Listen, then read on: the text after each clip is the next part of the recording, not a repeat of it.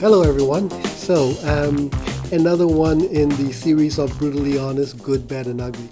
Now, longtime viewers of the channel will know that I generally don't talk about products we don't carry for various reasons, but one certainly is because this way we don't appear to be slagging other products, especially if we don't like it, or if we say sort of middling good things about it. Again, it looks like we're slagging, but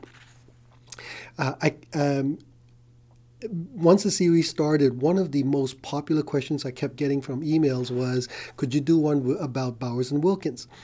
So I decided I'm going to have a disclaimer right at the very beginning so everybody knows what I mean and where I'm coming from.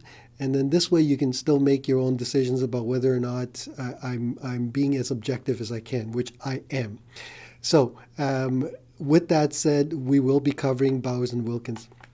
Now, just for a bit of context, I've actually owned a lot of Bowers and Wilkins speakers back when they were even called B&Ws. I've had the original 801s, the 800 series, the 808s, lots and lots of the 800 series products. I'm actually a fan, generally speaking, of especially the 800 series products overall. The 700s, the 600s, the CM series, I'm less aware of them because over the years they've changed quite a bit, and their sonic signature is not as consistent, at least for me. But the 800s, I can generally say they've been quite consistent. They've just gotten better over time. And then back in the 2000s, we were actually a dealer, quite a big dealer at one time. And then when we moved, we moved to a territory where there was an existing dealer, so we were no longer a dealer. And since then, we haven't been a dealer.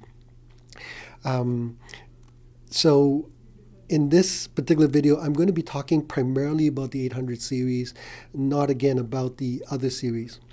Okay, so the good. There's a lot of goods. And this will cover both in terms of the dealership's perspective as well as the consumer's perspective. Amazing marketing, brand awareness. If I used to use this as an example many years ago, talking about how niche our industry in the high end is. If you won the lottery tomorrow, or today actually, it's Saturday, so I think the lottery happens tonight, and you had all this money, and you could buy whatever you wanted. If you ask the average person that wins the lottery, where would you live in Toronto? Chances are most of them would know where they'd move to in terms of the swanky areas. If you ask them what car they would buy, generally speaking, they'd know. In terms of a luxury car, they'd say a Mercedes, a BMW, and so on. A sports car, they'd say a Ferrari, a Lamborghini, a McLaren perhaps today. What watches? Everybody would say a Rolex, and the ones who are more astute might say Patek Philippe, an Audemars Piguet, and so on and so forth. Hi-fi, Bose. I actually did this quite a few times. I would ask people who are not in the industry, what hi-fi would you buy? They go, oh, buy Bose.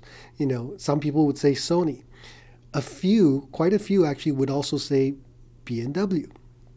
I never ever heard anybody say, Wilson Audio or Sonus Faber or Martin Logan or, Karma or whatever. And these are all great brands, but B&W, on the other hand, has penetrated to some degree the mass consciousness. So really good brand awareness. It's oftentimes found in the best tier 1 stores in your city, which again means that chances are if you went to a store to audition some speakers, you would see in the better stores the B&W line. When we were a dealer, it sold itself. I mean, clients who came in, oh, you sell B&W. Do you have the 800 or 802, whatever it is? And we did, and they just buy it. You almost never had to even do a demo. Generally good performance for the money, the 800 series. They're not voiced controversially. In other words, they're not too dull. They're not too bright. They're not too forward. They're not laid back. They're just generally good, very, very competent speakers. Aesthetically, they look contemporary. Many, I should say, people like what they look like. And as a general rule, they're pretty easy to place into contemporary decor. They're not difficult to drive, generally speaking. They can we'll get into the bad in a second. So again, impedance is generally rated about 8 ohms, and sensitivity is in the high 80s, low 90s, so not difficult to drive in that sense. And then finally, really good resale value with the 800 series. Every time we get a trade-in, if it's priced well, boom, it sells within a day or 2 days. So these are all some very, very good points about Bowers and Wilkins. Bad. Well, the current crop is pretty expensive. The cost of the 802 D4 is 36,000 Canadian, 28,000 US. The 801 D4 is 38,000 US, 48,000 Canadian. It's not the bargains that they were. Mind you, to be fair, nothing really is in its price range back, when we were a dealer. Everything has gone up quite a bit. So it's just that it's gone up a lot. And it doesn't help that they've maintained the same moniker all these years. Back when we were a dealer, it was the 802 D2. Now it's the 802 D4. And back then we were selling them for, I think, about 15,000. Now they're 36,000, more than double. So it's gone up quite a lot. Here's why I also am a little bit hesitant in terms of the current pricing. And again, understand I'm being as objective as I possibly can. I've heard these speakers many, many times. Many of my clients have the 801s and the 802s, and at least 3 of them I've been called to help them set up because they weren't getting amazing sound as they were hoping they would get. And of course, we sell a lot of Macintoshes with B&W, so it's not an unusual combination. I just generally find that the 802s and the 801s don't have quite the kind of bass dynamics and effortless power that I would expect for speakers in this price range. That's not to say that it's bad. It's just not as powerful, as effortless as I know the alternatives can do. As an example, and I'm just going to again put it in just for reference, the Martin Logan ESL 15s have significantly better bass response, much lower in real life. Not numbers, real life. It's one thing to say this frequency response goes down to a certain frequency. I'm talking about actual playback in a room. The Martin Logans give you far significantly better bass response and articulation. And the Logan 15A is 27,000 US dollars compared to the 801s, which are 38,000 US. So, about $10,000, $11,000 cheaper. So it, in that sense, is not the greatest of value. Having said that, of course, the Martin Logans are taller. They take up a lot more visual real estate, and not everybody's going to like the looks and so on. Just something to be aware of. So cost is one thing. In other words, value. In my opinion, not the best value out there sonically for the 800 series. Again, understand I'm not a dealer, so this is going to come across potentially as a slag. It really isn't. I think that they sound fine. They're definitely in the mid-pack. I don't think they're in the upper range in terms of value, performance-wise. I don't find the speakers, I never did find the speakers when we were a dealer to be as coherent between the mid-range and the highs, and I find that to be still the same. The highs are brilliant, very clear, very articulate, very airy, just superb tweeter. The mid-range I find to be slightly hooded, not as transparent, not as clear as I would want it to be, especially given how great that tweeter is. An analogy could be like, imagine if Usain Bolt and I were running, right, the 100 meters. And let's say I trained for the 100 meters and I finally got to be pretty damn good, but I'm not Olympic level. And, the gun goes off and Usain Bolt is gone. He's at the tape in 9.8 seconds or however fast he is.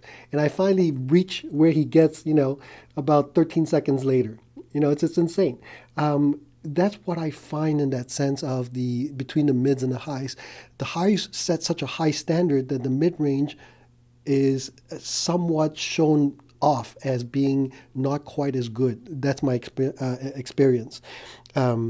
Slightly slightly more cloudy and transparent. The one thing about the highs, they can be a little bit bright. Now I say can, you have to be careful. Make sure that you match your electronics and your cables so that it doesn't overwhelm your room or your ears, especially if you're sensitive to high frequencies. Another bad, terrible packaging. I'm not talking about the insides of the foam and so on. I'm talking about the cardboard box. For those of you who have bought 800 series, specifically the 802s and the 801s and the 800s in the past, they are horrendously bad. It's basically one big long sheet of cardboard that you wrap around, and then you have to use straps to hold everything together. And as a result of that, over time, the cardboard just wrinkles, gets very weak, and if you ever have to sell it, the cardboard may not be structurally all that strong, and you have to always strap it to a pallet to make sure that it arrives safely. So be very careful with that. Don't like the packaging. One last bad. I know certainly of at least 3 instances where, maybe more actually, where the clients damaged the diamond tweeter. It's very, very, very expensive to replace that diamond tweeter, especially after warranty. And if it's during the warranty period, remember, warranty only covers manufacturer's defect, not abuse. So if you play your speakers too loud, or God forbid you have some pesky fingers that touch the dome and it cracks, that replacement cost when I was a dealer was $1,600 if I remember correctly. That's 1,600 Canadian. So what? 1,300 US dollars. In today's money, it's going to be even more.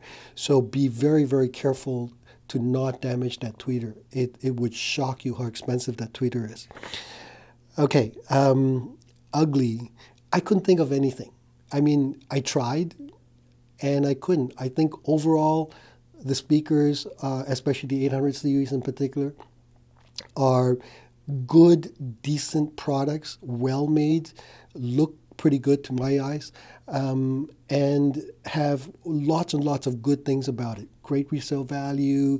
You know, for most people, you can't go wrong buying Bowers and Wilkins, and so that is my take on B&W. Hopefully, this helps. I would love to hear your opinion. Again, be nice. You don't have to slag something just because you like it or don't like it. Just give me your comments about what you think about the Bowers and Wilkins, and